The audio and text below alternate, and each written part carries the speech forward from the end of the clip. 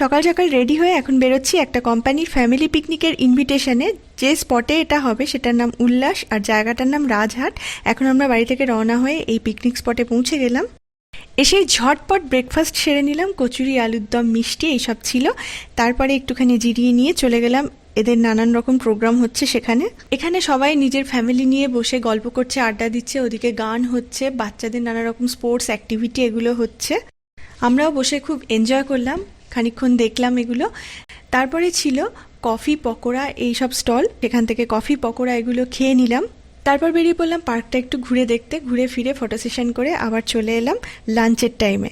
লাঞ্চের মেনুতে ছিল ভাত, সবজি দিয়ে ডাল, ফিশ রোল, আলু ফুলকপির রোস্ট, তারপরে ছিল দই পোনা, তারপরে ছিল মাটন, আহা হা হা, তারপরে ছিল চাটনি, পাঁপড়, রসগোল্লা, আর শেষে ছিল আইসক্রিম।